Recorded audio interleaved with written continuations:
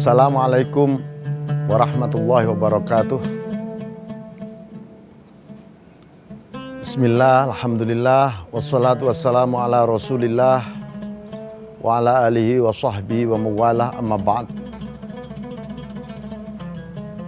Kita melihat modernitas dan kebutuhan manusia modern.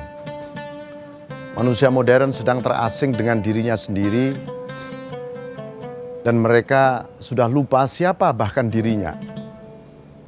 Mereka hidup dengan rutinitas seperti sebuah industri pabrik,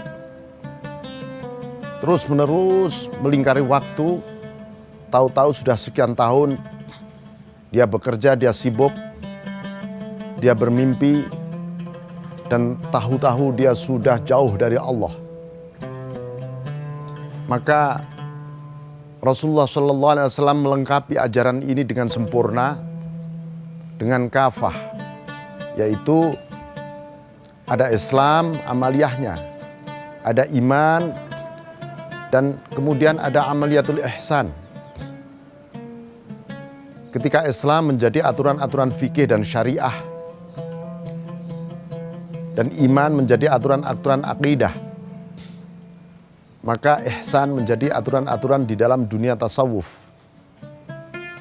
Karena tanpa mengenal tasawuf, kita tidak akan pernah bisa melaksanakan ihsan.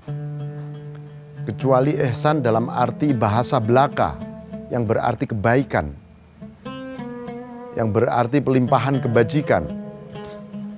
Ihsan menurut Nabi adalah anta'budallah ka'annaka tarahu fa illam takun tarahu fa innahu yarak. Hendaknya engkau menyembah Allah, beribadah seakan-akan engkau melihat Allah. Kalau tidak, maka engkau harus yakin Allah melihatmu. Itu ihsan. Soal bagaimana kita sadari bahwa Allah memandang kita dan kita bisa memandang Dia seakan-akan memandang Dia, itu dieksplorasi oleh dunia tasawuf yang merupakan ruh bagi Islam. Kita bisa bayangkan betapa keringnya keagamaan kita tanpa tasawuf ini. Betapa gersangnya jiwa orang-orang beribadah tanpa tasawuf ini. Maka menjadi sangat naif dan sangat bahkan tersesat bagi orang yang menganggap tasawuf itu bukan ajaran agama. Padahal tasawuf itu paling fundamental, yang diajarkan oleh Allah sejak zaman Nabi Adam dan disempurnakan pada era Rasulullah SAW. Bahkan di era modern ini orang sangat-sangat membutuhkan tasawuf. Tasawuf bagi masyarakat modern, yang disebut dengan tasawuf modern, tentu dengan paradigma atau paradigma yang sedikit bergeser secara sosiologis dengan situasi-situasi di masyarakat zaman dahulu sekian abad yang lalu ketika tasawuf hidup. Di era modern ini masyarakat sedang beragama, tetapi agama dianggap sebagai sambilan. Misalnya sehari-hari kita katakan, ayo kerja keras, ayo mencari harta, ayo meningkatkan karir, tetapi jangan lupa beragama. Seakan-akan beragama ini sebagai sesuatu yang numpang lewat belaka. Padahal seharusnya mari kita beragama, tapi jangan lupa kerja keras, jangan lupa tekun, jangan lupa belajar, jangan lupa menampung rezeki Allah. Ini yang harus kita luruskan. Yang selama ini ada image bahwa tasawuf itu begitu eksklusif. Padahal itu karena pemandangan kita terhadap satu kehidupan di masa lalu yang secara antropologis, sosiologis memang tradisional sekali semuanya. Padahal kalau kita melihat kehidupan para ulama yang kebetulan menjadi qadhi atau ulama besar atau pengusaha saat itu, mereka adalah para sufi hebat. Junaid al-Baghdadi sebagai imam sufi yang sampai sekarang selalu menjadi tauladan bagi gerakan dunia sufi misalnya. Dia adalah seorang pengusaha besar di bidang industri kaca. Kemudian Syekh Abil Hasan Asyadzili, qaddasallahu sirrah. Beliau seorang, kalau hari ini bisa disebut seorang konglomerat yang hebat. Banyak pengusaha besar yang menjadi sufi, banyak para pemimpin negarawan yang menjadi sufi, tetapi mereka tidak pernah menampakkan identitasnya sebagai sufi. Karena dunia tasawuf bukanlah dunia identity. Itu adalah keniscayaan dan itu ruh kita. Kalau Anda hidup tanpa roh, tanpa nyawa, bagaimana bisa dibayangkan? Tentu yang ada hanyalah kulit-kulit belaka. Yang ada hanyalah bungkus-bungkus yang terbang. Yang ada bahkan secara ekstrim tidak lebih dari tengkorak-tengkorak yang sedang berjalan karena tanpa ruh. Maka mari kita jenguk dunia sufi ini di era modern ini, karena itu ada sebuah kepentingan yang bagi kita sangat urgent, sangat-sangat penting. Bagi mereka yang hanya mengandalkan amaliyah-amaliyah di luar dunia sufi, barangkali amaliyahnya tak lebih dari kekeringan dan kegersangan. Dan ini hanyalah satu wujud dari bungkus belaka yang harus dijenguk apa isi dari bungkus tadi. Karena itu Al-Quran maupun hadis Nabi seluruh dimensinya pasti mengandung nilai-nilai tasawuf. Tidak bisa kita menafsirkan, menakwilkan hadis Nabi atau ayat Al-Quran hanya satu dimensi bahasa belaka, akal rasional belaka. Haruslah dilihat dari spirit terdalam di balik ayat itu. Dan spirit terdalam adalah nilai-nilai tasawuf di balik semua ayat Al-Quran. Jadi kalau orang bertanya, mana dalilnya Al-Quran dan hadis Nabi tentang tasawuf? Sesungguhnya seluruh ajaran yang ada di Al-Quran dan hadis Nabi selalu berdimensi tasawuf.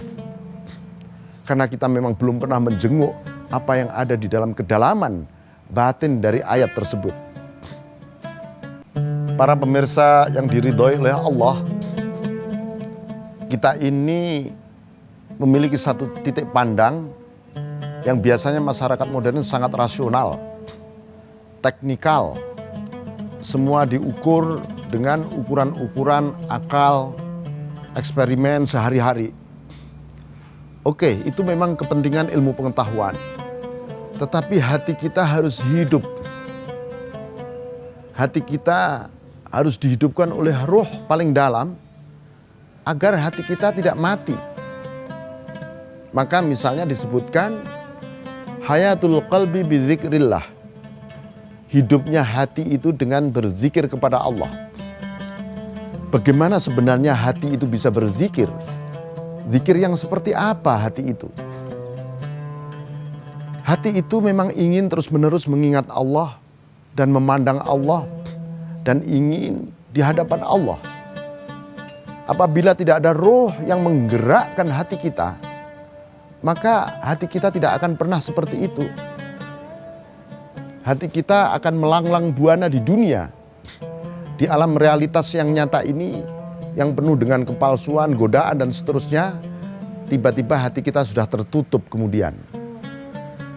Maka tasawuf berperan untuk mengelola kembali kehidupan hati agar hati kita ini benar-benar bersama Allah.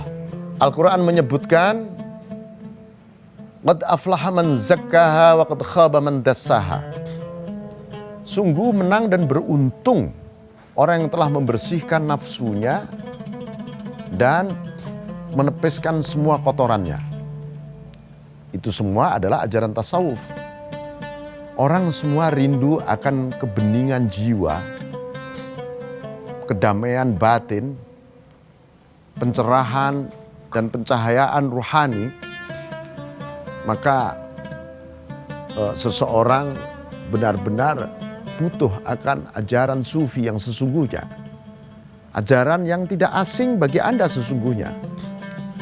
Satu ajaran yang merupakan spirit terdalam bagaimana berkomunikasi dengan Allah dan berhubungan dengan seluruh alam semesta makhluk Allah itu tanpa sedikit pun kehilangan Allah. Bagaimana sebenarnya tasawuf di era modern ini membuka kesadaran bahwa Allah menyertai Anda di balik apa saja. Di balik proses-proses sampai golnya.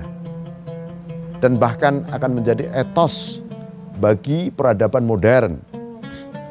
Tanpa adanya nilai-nilai tasawuf di peradaban modern ini, peradaban modern akan menuju kehancuran dan keruntuhannya. Apapun amaliyah beragama Anda, apapun tumpukan-tumpukan ayat maupun hadis yang Anda lakukan, Anda ucapkan, Anda pelajari, tanpa Anda mengenal dunia sufi yang sesungguhnya, Anda sebenarnya sedang menipu diri sendiri. Anda sedang mengalami satu bentuk apa yang disebut zuhud, tetapi zuhud yang palsu. Inilah pentingnya kita menggali nilai-nilai tasawuf, yaitu nilai-nilai ruhaniyah, nilai-nilai pencahayaan.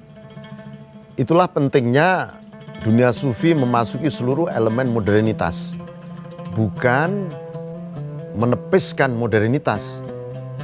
Lalu orang mengatakan, wah ini produk bukan dari orang Islam, harus kita singkirkan. Ini milik non-muslim, kita singkirkan. Ini ciptaan orang kafir misalnya, oh harus kita singkirkan. Ini bentuk ketololan dan kebodohan yang berlapis-lapis kalimat seperti itu. Semua ilmu itu ilmunya Allah kalau kita mengenal dunia sufi. Semua aktivitas itu karena kehendak Allah kalau kita mengenal dunia sufi. Maka kita akan menghargai apapun karya manusia.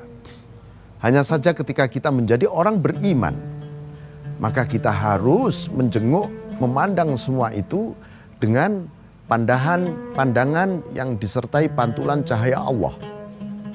Bagaimana cara kita melihat hadirnya Allah di balik semua ini? Itulah dunia sufi. Maka di Al-Quran disebutkan, fanzuru ulinzuru madza fis samawati wa ma fil ard. Katakan Muhammad, lihatlah apa yang tersembunyi di balik langit dan bumi. Apakah kita pernah melihat sesuatu yang ada di balik kinerja kita, produk kita, aktivitas kita, kesibukan kita? Kalau tidak, sebenarnya tidak ada nur di balik semua itu. Karena di balik itu semua ada Dia, ada asma-asma Allah, ada kinerja Allah, ada sifat Allah yang hadir. Dan apabila kita menyadari begitu, kita ini rasanya akan terus disertai oleh Allah kapan dan di mana saja. Maka takwa kita benar-benar ittaqillah haitsu ma kunta. Takwalah kepada Allah dimanapun Anda berada. Banyak orang mengklaim, oh saya sudah bertakwa Pak. Ibu, kawan, dimanapun kami berada. Tapi dia sendiri tidak mengenal esensi dan ruh spirit ketakwaan tadi. Bahkan setiap Jumat khotib menggelorakan takwa Allah. Tapi impact terhadap ketakwaan belum mewujud dalam kehidupan sehari-hari. Ini kenapa? Karena jangan-jangan kita tidak mengenal apa yang disebut dengan takwa yang sesungguhnya. Ruh takwa, nurut takwa belum pernah kita kenal, belum pernah memantul di dalam hati kita paling dalam. Sehingga kita hanya mendengar kalimat itu, kalimat yang sangat memperingatkan begitu saja. Bahkan sebagian orang dianggap itu menakutkan. Para pemirsa yang dirahmati oleh Allah dan dilimpahi karunia-karunia-Nya, maka sebenarnya apa yang ada di dalam jiwa para sufi, yang ada di dalam ruang batin para sufi itu ketika melihat kemodernan ini. Kita berharap menjadi bagian mereka. Hati, kalbu mereka penuh dengan cinta kepada Allah. Cinta yang tidak sekedar muncul sebagai aksentuasi ucapan, tetapi dia rasakan betul rasa cinta itu penuh dengan kerinduan kepada Allah. Itu hati mereka. Roh mereka senantiasa dipenuhi oleh tanzih, penafian segala hal selain Allah di dalam ruh paling dalam. Dan di rahasia paling yang disebut dengan jati diri, itu berisi tasbih terus-menerus kepada Allah. Itu satu tahap awal bagaimana para sufi modern membangun ruang-ruang batinnya. Nah, kita ini memang sudah hidup di dalam dunia nyata seperti ini, bahkan kita tidak bisa bayangkan bagaimana kemajuan saintek, ilmu pengetahuan dan teknologi satu abad yang akan datang. Bagaimana situasi batin manusia-manusia yang saat itu sedang hidup dan bagaimana mereka akan beragama. Maka kita harus siapkan betul bagaimana landasan al-ihsan itu hadir di setiap kehidupan, karena di balik ihsan ada cintanya Allah.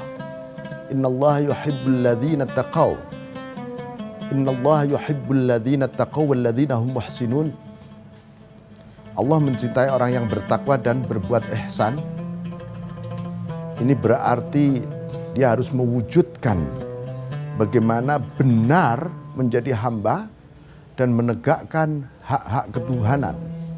Itu yang oleh Ibnu Athaillah Sakandari, sufi besar di abad 7 Hijriah, bahwa perjalanan menuju kepada Allah yang kita alami saat ini pada akhirnya adalah membangun as-sidqu fil ubudiyah. Benar di dalam penghambaan ini, benar lahir dan batin, yang kita menyebut setiap saat iyyaka na'budu, hanya kepadamu kami menyembah, menghamba, mewujudkan kehambaan. Wa iyyaka nasta'in, dan hanya kepadamu kami memohon pertolongan. Ketika seseorang menengadah dengan memohon pertolongan, berarti dia mengakui untuk mewujudkan bagaimana hak-hak ketuhanan itu tegak. Tegaknya hak-hak ketuhanan haruslah disertai dengan kehambaan kita. Seseorang menyatakan dengan katakanlah hafal asmaul husna, hafal sifat-sifat Allah, mengenal kebesaran Allah, tetapi kalau itu tidak ditegakkan dengan kehambaan yang benar, itu akan malah terlempar kita dari kehambaan, dan bahkan seseorang akan menjadi sombong. Itu yang dialami oleh iblis ketika mengabdi. Sebelum dia menjadi iblis, dia adalah makhluk jin, kana minal jinni fafasaqa an amri rabbih. Dia tergolong makhluk jin yang kemudian fasik dari perintah Tuhannya, hanya gara-gara menjadi fasik karena dia tidak menegakkan ketuhanan yang disertai dengan bagaimana mewujudkan kehambaan dengan benar. Jangan sampai perwujudan kehambaan kita berubah. Kita malah menjadi Tuhan, malah kita imajinasikan berhala baru di dalam hati kita. Ini berbahaya. Karena itu kita mohon pertolongan kepada Allah dengan berdoa, ihdinas siratal mustaqim, siratal ladzina an'amta alaihim, ghairil maghdubi alaihim waladdallin. Itu ajaran Allah tentang berdoa yang tersembunyi di dalam suratul Fatihah. Pertama, kita mohon hidayah agar kita menapak jalan yang lurus. Lurus kemana? Ya lurus menuju kepada Allah. Itu dunia sufi. Bukan dibengkak-bengkokkan jalan itu seperti fenomena hari ini yang kita lihat. Bagaimana gerakan-gerakan atas nama keagamaan tetapi tujuannya bukanlah Allah. Allah hanyalah sebuah nama dan bendera. Allah hanyalah sebuah kampanye. Dan itu sungguh menistakan Tuhan namanya. Jalannya orang-orang yang engkau beri nikmat. Siapa? Para nabi, para rasul, siddiqun, para aulia, sholihin, para syuhada. Mereka terus-menerus menapak jalan ilahi. Apapun kesibukannya, apapun pikirannya, apapun problemanya. Bukan jalannya orang-orang yang engkau murkai. Orang yang engkau murkai Tuhan, yaitu orang-orang yang dengan sombongnya mengaku seperti engkau. Merasa mampu, merasa hebat, merasa bisa, merasa berdaya. Dan juga bukan jalannya orang-orang yang sesat. Karena apa?